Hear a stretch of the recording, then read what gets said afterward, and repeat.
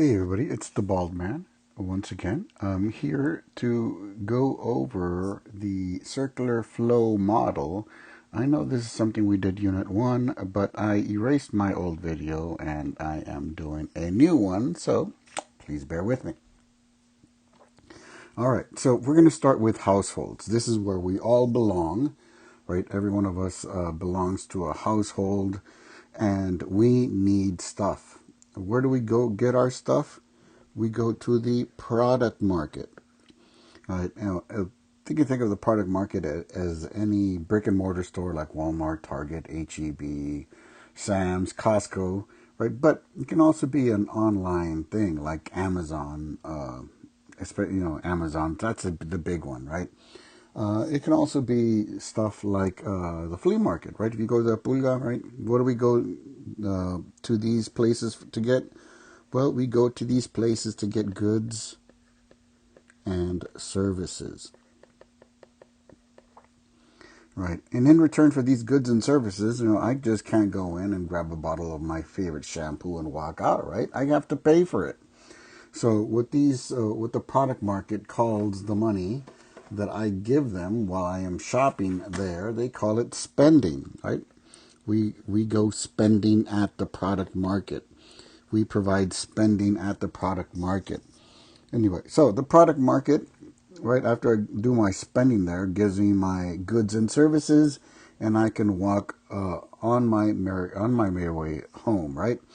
But the product market does not get all of their goods and services on their own, right? They do make some of these, but for the most part, they have to go to other businesses and get those goods and services, right? That's why they're going to businesses like Procter and Gamble, so they can get their goods and services, so they can then sell them at their stores at a slight markup, so they can then earn a profit as well, selling other people's goods and services.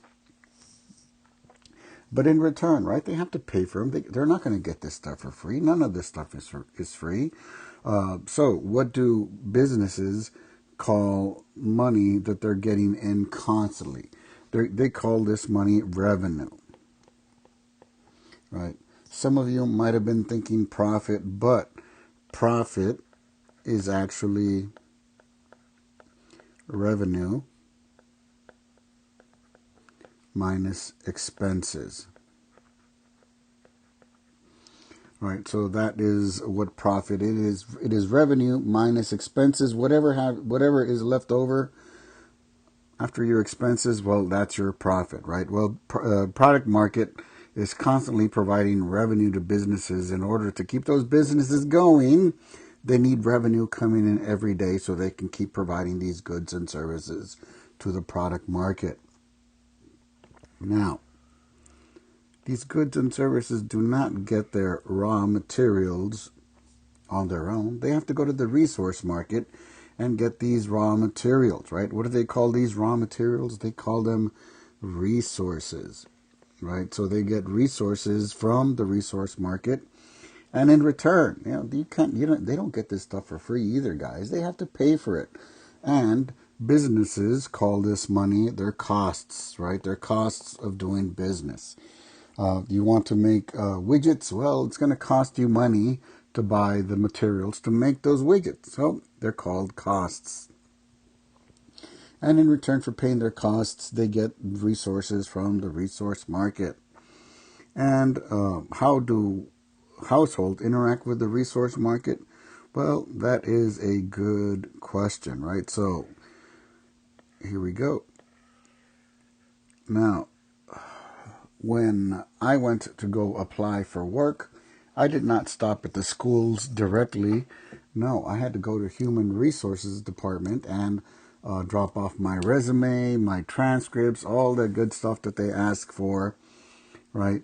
Why? Because I was trying to provide my resources to the school, and in exchange for these resources that I am providing, well, by teaching this class and doing other things, I expect to get something in return, and that money that I get in return is my income, which then becomes my spending money, and then the product market turns that into revenue for businesses.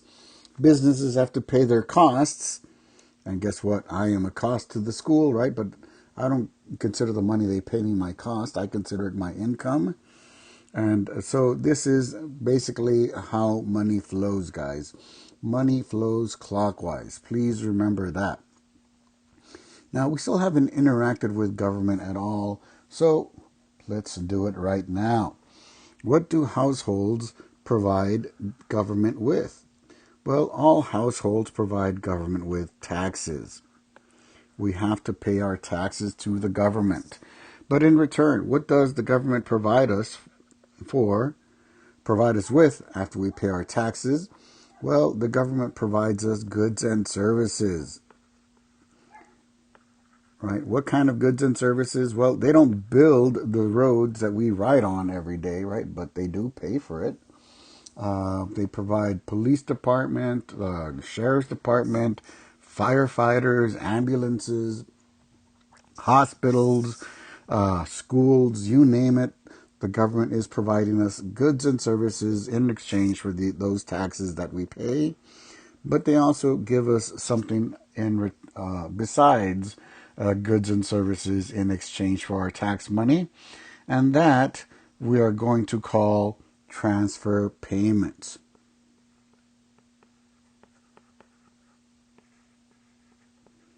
What exactly are transfer payments? Well, if you ever had your mom or dad, older brother, or older sister apply for unemployment benefits, that's a form of transfer payments. Social Security payments, guys, those are transfer payments, right? They're taking money out of our paychecks and they're passing it on to people who have retired and qualify for it under the Social Security system. Food stamps, stuff like that. All of that are example of transfer payments, right? They take money from tax money that people pay in, and they return that money to somebody else who needs it more. All right, so that's how government and households interact. How do businesses interact with government? Well, businesses also have to provide government with taxes. Right? They can't escape it. We all have to pay our taxes. And in return, government provides businesses with the same goods and services that they provide us. Right? Somebody robs a store, they're going to call the same police force that we do. If one of the stores is burning down, the same fire department that would come help us out would go help them out. Right? The roads that they ship their goods and services on, paid for by our tax money through through government spending. So those are examples of some of the goods and services that government provides businesses, but that's not the only thing they provide businesses with, because they also provide businesses with subsidies. What exactly are subsidies? Subsidies are basically incentives that the government will provide certain businesses in order to get those businesses to conduct business in their area, right? If they want something built, a business coming in to their area to provide jobs to their constituents, odds are that they're going to have to provide some kind of subsidy to that business to attract them, right? So this is how Brownsville wound up with SpaceX. Other cities around the country also wanted SpaceX to build in their city. Why did they choose Brownsville, Boca Chica Beach specifically? Well, it's probably because the city of Brownsville gave them the best subsidies, better subsidies than any other city out there did, and that is why they chose their location here. So, what about the resource market and product market? Government still hasn't interacted with them. Okay, so let's talk about what government gets from the resource market. Obviously, the government gets resources from the resource market, right? Remember, people are resources. We have military recruiters walking the halls of the high school, fairly regularly, they're looking for people to enlist, right? They need to fill up their ranks. So they go to the resource market to get those resources. And in return, right, we know you're not going to sign up just out of your sheer sense of patriotism and stuff. You're going to expect stuff in return, right? Maybe you get your GI Bill paid, travel around while the government pays you, right? Well, the government calls, anytime the government writes a check, they call it government spending, right? So I called it my check while I was in the army. They called it government spending, right? So they go to the resource market to get resources, and in return they provide government spending. What about the product market? How does government interact with the product market? Well, I'm sure you guys have gone into Stripes in the morning or whatever convenience store or restaurant, and sometimes you run across police officers in their uniforms or border patrol agents in their uniforms. You see their cars or trucks outside. They're wearing uniforms. They have radios. They have cell phones. All of that stuff, guys, it needs to be paid for, right? The government doesn't get it for free, right? So they go to the product market in order to get these goods and services that they need for their agents, their workers, to use and do their job properly. And in return, they provide the product market with government spending. Right, so you can see how government interacts with all facets of our economy, right?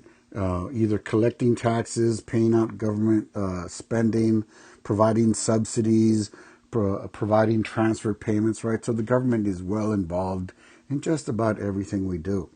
One last bit, and we will, well, two last things, right? Now, this also represents pretty much our economy, right? If you remember the formula for GDP, it was consumer spending, which is represented by households, right? Households represent consumer spending, plus government spending. Again, here we go, government. And we've talked about government spending two different occasions right here. Plus gross business investment. This is how business is involved right here, right? They take some of their money and they reinvest it in their companies. So that's C plus IG plus C plus G plus IG. We're just missing net exports, but that's other countries, right? So net exports, we have to do business with other countries for those exports. But this, in a nutshell, is how we calculate our GDP. Now, there's only one last thing we need to take care of before we sign off for the moment. All right, and let's talk about it now.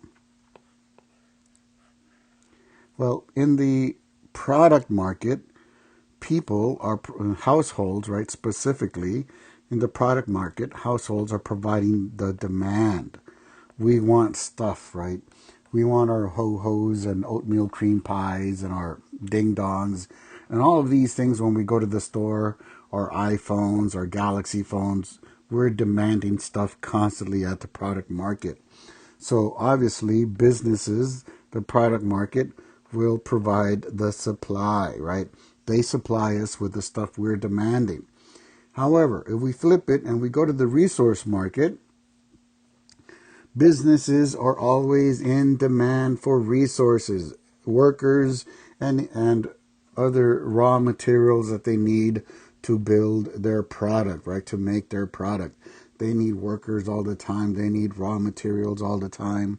And households will provide the supply of labor and resources that the resource market needs, right? So this, in a nutshell, is the circular flow model, guys. Don't forget that money flows to the left or clockwise.